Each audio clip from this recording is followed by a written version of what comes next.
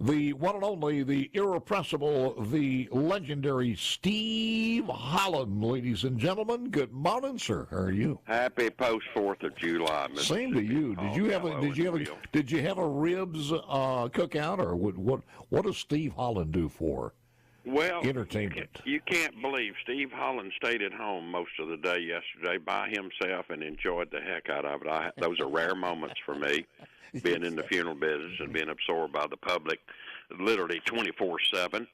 And so I just chilled out and cooked me a hamburger and then went with some friends last night and ate. And we have a huge fireworks and 4th of July celebration in Tupelo at Ballard Park. So my funeral home is just west of the park. And we had probably 150 to 200 people gathered in our parking lot. And we had refreshments and adult beverages and celebrated the 4th and got through about 9:30, 10 o'clock last night. So it was a good day. Did not know this. Mine was as copacetic as yours, to the point of, at this age, we went with the kids and had, they treated us to some pulled pork and absolutely delicious, came back, and silence and quietness when you get this age is just... I like the quietness, Paul, at priceless. this age. My gosh, Absolutely. I mean, when you live the hustle and bustle life that you and I've lived, you really respect and enjoy and sponge up these quiet moments because they're rare. If you're younger, you cannot relate to that until you are fortunate enough to be where we are, and then then you'll understand it. But it is a great gift. Very blessed, no doubt about it. I didn't realize the history on your location there. It's not always just been west of Ballard Park on Cliff Cookin Boulevard. It's not always been a funeral home. My late mom and I purchased the largest nightclub beer joint under one roof in the state of Mississippi and converted it to one of the largest funeral homes in the state of Mississippi.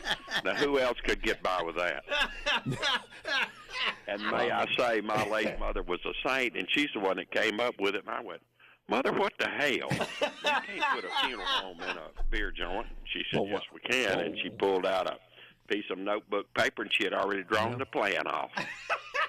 And it just turned out spectacular. And that is a true story. I've been here 18 years now in this location. Where the casket normally sits, in respect, tell me that's not where the bar is. No, it's not where the bar is, but it was where the Buck and Bull was. And then I still have a few folks who come in and say, could you just prop me up by the jukebox? Let me ask you this. Why'd you leave the bar in there? You should have left the bar. Well, that's sort of a private area now.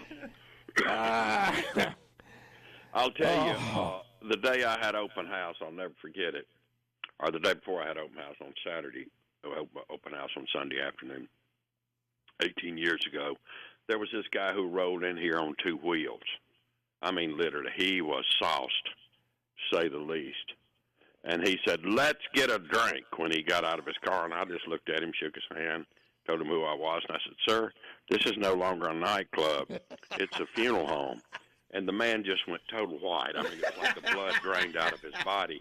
And he put his hand straight down. And he said, well, by golly, it won't be the first time somebody's been stiffed in here. Just stories, you know, you got to laugh. What was the name of the bar? The Western Connection. Western Connection. Uh-huh. Couldn't tie that in with the funeral home, though. I mean, that was... No, well, we got some cowboys up here, you know. So, but anyway, it's turned out to be an incredible project, and the people of Lee County have just literally besieged me at their time of need. So over the casket, that's the American dream. It's what we celebrate the 4th of July for. Over the casket, there's a sign: closing time. Yeah, that's right. That's no. All right. Well, let me ask you this. All right. In all of your years doing this, you came into the family, but your family was in the business, right? No, indeed. No, indeed. Really? I built 3 funeral homes from the ground up. I mean, they weren't... No family involvement whatsoever. My father owned an interest, just a stock interest, in a funeral home that started in 1966 here. And I started my career there in 1973. It was a pretty interesting commentary. Dad was a huge farmer. We had 10,000 acres at our zenith up in the hills. Well, that's a often lot said in the if Dad hills. had been in the Delta, he'd owned everything from the Peabody to Catfish Row in Vicksburg. Because he just he didn't want all the land in the world. He just wanted all the land that joined him. And so I grew up farming, but I realized at about age 15 or 16 when I got to courting that I wasn't going to be a farmer because it tied me down too much, and we had square bales in, and oh my God, I was allergic to hay, and Daddy made me haul all the hay, and da-da-da-da-da. So I was going to go to college and be a doctor, and Dad came up with a brilliant idea that if I would go to work at the funeral home, I would get a lot of gross anatomy, and it would prepare me for eventual entry into the medical profession. So he, being almost the largest stockholder in that funeral home, got me my first job, and that's the family involvement in it. But I took it from there and took it on my own, and at almost 70, I like to think I've been reasonably successful with it. Well, tremendously in politics and also in that business. So did you think your father knew that he was sidetracking you from healing people to burying people? I don't know what my father was thinking at the time. He loved his Crown Royal about then. And,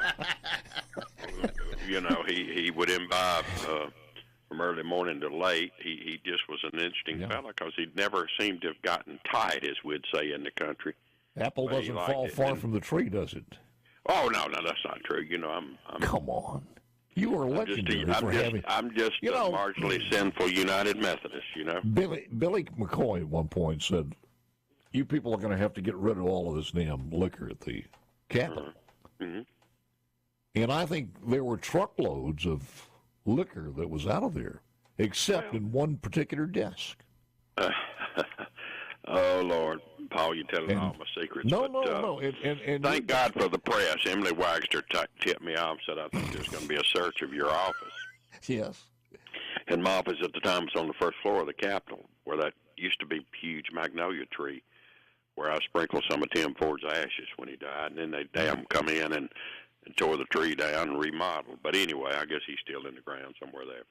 But, yeah, she tipped me off, and so I just called Philip, the porter, and I said, Philip, get my pickup truck and back it up here to the window. I was about 11:45 in the morning, backed it up, put all the adult beverages in there, pulled off, put it back in my parking place. They came in and investigated about one, said, man, you're clean as a whistle. I said, hallelujah. They left, and I backed the truck up. We reloaded it through the window, and life went right on after that. And so, there's no tangible truth, shall we say, just the legends. Well, here's the other part of that. And I know the old worm farmer should have been more aware of this, but he had to figure out why all those people were coming to your office. Well, no, that might have had a little something to do with the drink, but it mostly had to do with the fact that I knew how to bring diverging parties together, have a little highball, and talk about the issues of the day. Yeah. And we got things done, buddy. It's just real disastrous to me that today nobody's talking. Yeah. And I think that's the source of America's problems and Mississippi's problems. Nobody talks anymore. You talk on the talk show. And by the way, I heard somebody say that you're finally having Democrats on. You've always had Democrats on. You've always had me. I have to say, finally, we do. If they want to come on, I'm absolutely. But here's the problem. This is a conservative show. I'm red, white, and blue conservative, and that's what I offer here. And if I disagree with them, you are one of the very few people, and I could name them on probably. There might be 7 to 10 who will joust with me, and at the end of the day, we're still friends. And the only thing I have ever asked these folks, don't let your feelings be hurt. I disagree with you politically, and if I push back on some things, you don't run off and whine. I said the only thing I ask is do what you folks do in the House and in the Senate. You guys sit there and you battle and you knock each other, you slit each other's political throats with words, and then when it's over and sine die, or even at the end of the day, you're at Tico's having a drink. Well, I look back over 36 years, and it was a pretty fabulous 36 years, at least the first 28. Hey, Hank, hold on. Can't cover it all in one break here. We've got more coming up. Back with Steve Holland. Ironically, this song is called Dust to Dust, Old 60s. Yeah. The artist. I did want to ask you this. Okay. Your memories of, we're talking about all of the many, many years of so many different memories of Sun and Sand. Uh-huh. Oh, my gosh. Anything that you can talk about. Here's the core of how I size up my 36 years in the legislature. Mm-hmm. I was a bridge builder. I really think I was. Y'all think I was a far left liberal. I was very progressive, way more progressive than the crowd is today. But the fact of the matter, I actually rode on an airplane one day to D.C., and it just came out of me. This person next to me said, "What do you do?" And I said, "Well, I'm a bridge builder." He said, "What's that mean?" And I said, "Well, in my professional work, I build bridges from death back to life. And in my political life, I bridge the chasms of different philosophies, political perspectives, and so forth, and bring people together." That's exactly what the Sun and Sand did. There was a time when there were like 120 of us staying there. I jokingly have always called it the biggest legislative frat house in the world. And it was, but let me tell you what happened. Now, certainly in the early days, we were all Democrats by and large. But the difference in Democrats and Republicans when you're super majority is we slew each other's throats. Now it's all sort of vanilla and it all is sterile and it comes from the top down. But we sat down and we had a highball and we'd cook, pull out the grills and cook, and we would communicate. I don't know why the world can't understand that the solution to 99.9% of all problems is communication. Mm-hmm. And it just don't happen anymore. And it breaks my heart about it. It really does. I mean, there's not a hell of a lot of difference between me and you, Paul Gallo. We're red-blooded Americans, and we love Mississippi, and we want it to do well. You got a different perspective of how to do it than possibly I do. But yet, our goal is the same. But if we don't talk to each other, then it gets skewed. And then it gets so far into left field and right field that there's no longer any middle ground. And I really like to think, whether you declare yourself a Democrat or Republican, that most Mississippians are in the middle. They really are. We've got things have changed. You start to look. I'll say it this way: you go back and you look at that Pride parade, where you had open nudity, urination, et cetera, and it being embraced by people like Nancy Pelosi, very powerful person in the Democrat Party, et cetera. And not only that, the way this is embraced, that is embraced, et cetera. We are so far apart now. When people say we need to get together and talk, it's just not going to happen. Because you would hope that you see some modicum of evidence that we're coming back together, but I don't see it. I don't either, Paul. And I thought about that all day long yesterday because I really like the 4th of July. I mean, I love this country and I love this state. And, you know, we're just a divided people. That's all the only way you can describe it at this point. Wait a minute.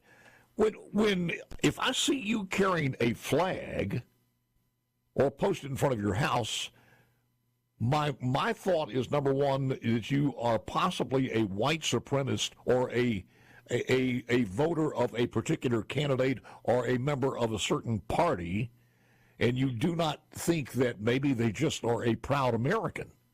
We got a problem. Well, we do, and you know, maybe in the whole spectrum of things where I would describe myself and where I've always described myself, I was raised in a Christian home by a Christian mother and father, but my mother especially taught us early on to put blinders on to the colors of people's skins, to appreciate different religious and faith beliefs, and to walk a mile in the other person's moccasin before you criticize them, and that really made a foundation for me to build my life on, even up to this point. And I mean, if everybody's got a right, that's what we just celebrated yesterday.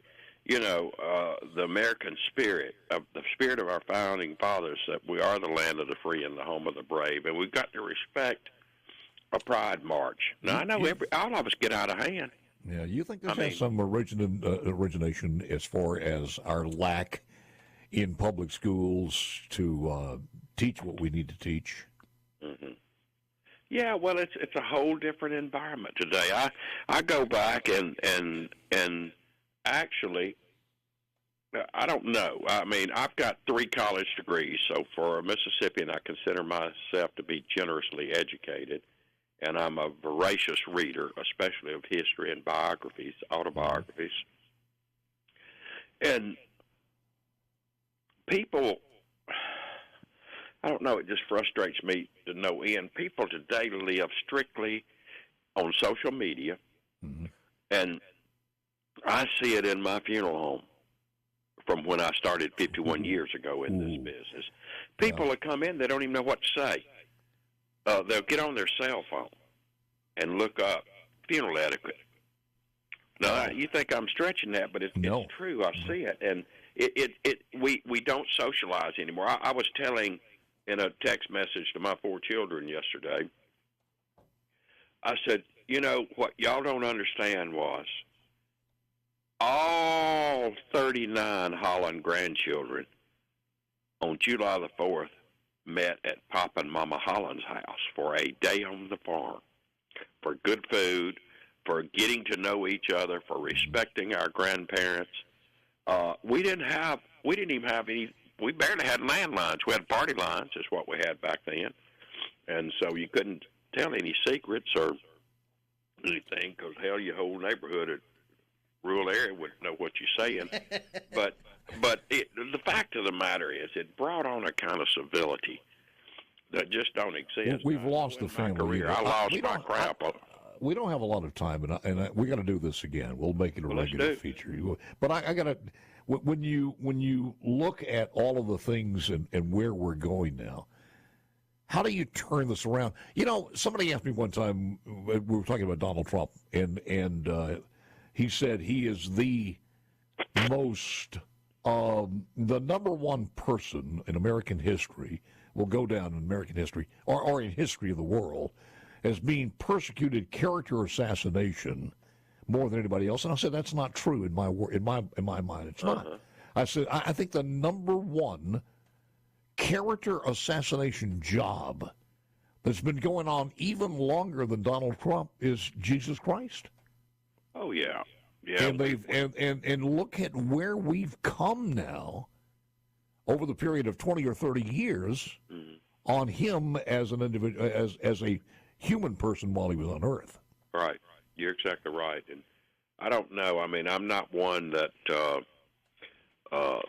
recommends that you got to go to church to be a good human being. As a matter of fact, sort of sad commentary. I First Methodist Church in Tupelo, where I've been a member for 50 years, probably, has about 3,000 or 4,000 people on the rows. I went to 845 not too long ago, and there were 39 people there. All of them over the age of 50, huh? And I understand COVID made all of us lay on our couch in our drawers, and you worship there. Man, it's crazy where I've worshiped. I mean, but I don't know. There's some core something missing about that. Nothing glues us together anymore except media, social media. Yeah. And it's just as diverse and divided as our people are. So there's no single source, no single thing other than maybe the flag that we rally around. I mean, I noticed last night on my parking lot, man, I had Hispanics, I had Asians, I had some group that came up in a van with a pride flag out their window. And I said, this is really what America looks like. But we've got to communicate what we're standing for, and we've got to have a common core that we rally around. I mean, My stomach aches for America today. It really does. Because would you agree with this, Steve, in the last few seconds that we have here, that prior to certainly Barack Obama, police relations were pretty darn good. We understood how much we needed those men and women in blue. Right. Our families were beginning to accept if a child was gay or lesbian. Yeah. And that was not that big of a deal. Trans was something that was not talked about, but if it is, God bless them and bless their sweethearts. But all of these things now are radical groups pushing their agenda. Yes. No matter which it's hurting the gays. It's hurting all of these people, and it's just making us hate each other. But they're doing that for a reason. That's to divide us. Yeah. I think that's you're right. The country on any side that you're on, any group. We're out of time. We're out of time. Well, have a good day. No. Here's what I want to end where you said I'm right. I really like you, Paul Gallo. We'll catch you.